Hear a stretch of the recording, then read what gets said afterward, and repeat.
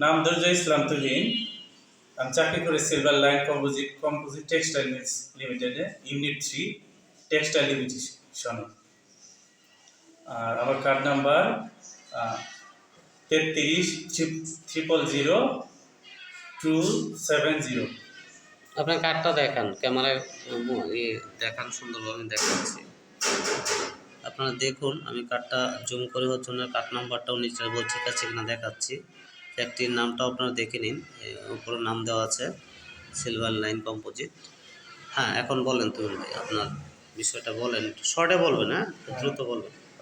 গন্ডগোলের কয়েকদিন পরে আর কি হঠাৎ করে আমার একদিন ডাকলো আর কি 26 তারিখের আগেই বলছে যে তুমি রিজাইন দিবে, একটা স্যার বললো রিজাইন দিবে। বা কেন স্যার রিজাইন দিবে কেন? তো তোমার রুমের লোকে করছে আপনি আমার রুমকেই তো আমার উল্লা থাকো, আমি 6 জন লোকের সাথে, আমি কি 6 জন লোকের সাথে পারবো? পরে তুললে আমাকে কলকারখানা কি বলছে ওটা বলে। কলকারখানা আবার বলছে আনোয়ার স্যার যে রিজাইন দিবে। কলকারখানা অধিদপ্তর, হ্যাঁ, পরে কি কলকারখানা অধিদপ্তর বলছে, কলকারখানা অধিদপ্তর বলছে গরিবের জন্য আইন নেই। আচ্ছা আচ্ছা। আর আপনার কোম্পানির সাথে কোনো যোগাযোগ হয়েছিল এ পর্যন্ত?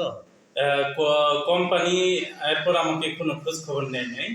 আমার বস একদিন ফোন দিছিল নেওয়ার জন্য, ঈদের ডিউটির টাকাটা, কোরবানি ঈদের। পরে আমি বললাম না, এখন আমি একসাথে নিব। হঠাৎ করে আমি কোম্পানিতে যাবো কেন? যেহেতু আমি কমপ্লেন জানিয়েছি শ্রম অধিদপ্তরে, তাদের অনুমতি ছাড়া আমি কি করে সেটা বিষয় মানে আপনার কোনো লাস্ট পর্যায়ে আপনার কোনো ডিসিশন দেন। আর কলকারখানা অধিদপ্তরের লোকে বলছে গরিবের জন্য কি নাই, আইন নেই। আচ্ছা, গেল এক। আর একটা বিষয় হচ্ছে, আপনার যে এখানে দীর্ঘ সময় চাকরি করছেন, 10 বছর চাকরি করছেন, তাই না? তো আমার কথা হচ্ছে, এই যে অসৎ আচরণের জন্য যে আইনটা, যে আপনার কিছু হলে না হলে হচ্ছে শ্রমিকদেরকে অসৎ আচরণের জন্য নোটিশ ধরা দেয় 23 দ্বারা, তাই না? হ্যাঁ, তো এই যে আইনটা, এই আইনটা আপনার কি মনে হয় না যে শুধু শ্রমিকের জন্য প্রযোজ্য হয়?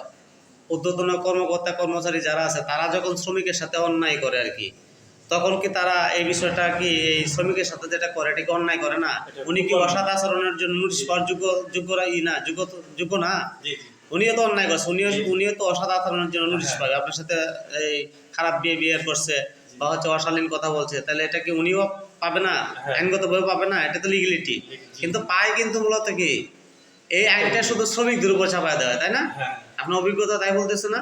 আপনি এই বিষয়টা বলেন যে এই শ্রমিকদের কিছু হলে না হলে হচ্ছে বরখাস্ত নোটিশ, কারণ দর্শানোর নোটিশটা কি আপনাদের কেন দেওয়া হয়, এটা আপনি কি বলতে চান?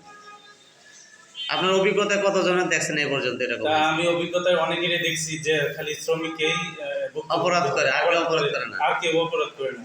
ঠিক, এই জিনিসটা হচ্ছে, আমি শুধু তুহিন ভাইয়ের সাথে সহমত না, আসলে হচ্ছে আমি নিজেও এটা যেহেতু শ্রমিকদের নিয়ে কাজ করি, সেক্ষেত্রে হচ্ছে আমি ওই জিনিসটা দেখছি।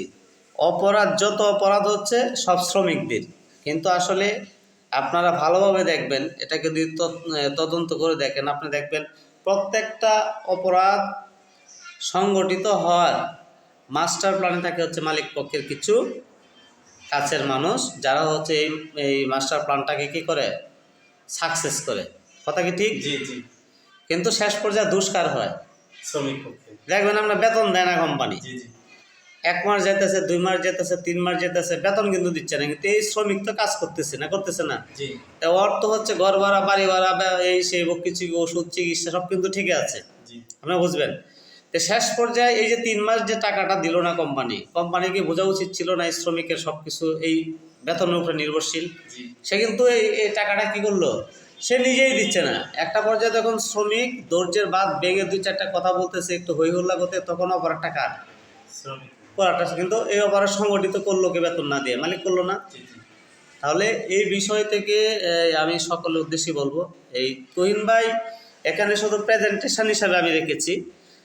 গার্মেন্টস শ্রমিক ভাই বোন এবং হচ্ছে অন্যান্য প্রাইভেট সেক্টরে যারা চাকরি করতেছেন, প্রবাসী শ্রমিক ভাই বোন যারা রয়েছেন, আপনারা সর্বদাই কি থাকবেন, সচেতন থাকবেন।